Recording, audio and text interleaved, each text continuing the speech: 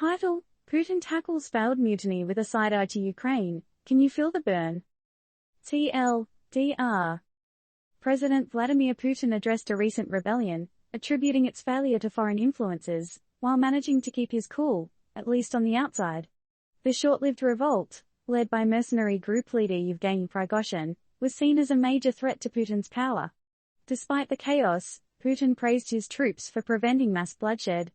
But hey, what's the real dish behind the rebellion, and how does it affect the bigger picture? Let's dive in. The recent revolt in Russia had more plot twists than a telenovela. Vladimir Putin, in a late-night TV address, called out the orchestrators of the rebellion, terming them as traitors who played right into Ukraine's hands. He's clearly trying to thread the needle here, admonishing the revolt instigators while also being careful not to antagonize the mercenaries and their supporters. So who's the guy in the eye of the storm? None other than the head of the mercenary Wagner group, Yevgeny Prigozhin. Prigozhin led the rebellion but swears he wasn't trying to stage a coup against Putin. Interesting, right? But despite the high drama, Putin's speech didn't quite hit the mark. Abbas Galimov, a former Kremlin speechwriter, labeled the address as weak, suggesting that Putin was dissatisfied with his image in this scenario. All eyes were on Putin as he met top security, law enforcement, and military officials, hinting at his backing for the beleaguered defense minister Sergei Shoigu. So, what's the big deal? Well, the rebellion was a major thorn in Putin's side. The mutiny organizers, Putin declared, attempted to coerce their soldiers into fratricide.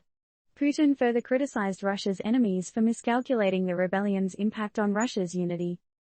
President Joe Biden weighed in, asserting that neither the US nor NATO had a role in the mutiny. Meanwhile, Prigozhin claimed his actions were to prevent the dissolution of his private military company, Wagner. He termed his march towards Moscow a masterclass on how Russia's military should have conducted its invasion of Ukraine. But hold up. Isn't it intriguing how a brief mutiny can cause such a stir? Russian media reported that several military helicopters and a communications plane were shot down by Wagner forces, leading to casualties.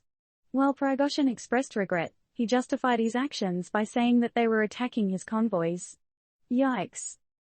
The dust is yet to settle, and it's unclear what will happen to Prigozhin and his forces. However, Moscow's mayor has announced the end of the counter-terrorism regime and Wagner has resumed recruiting.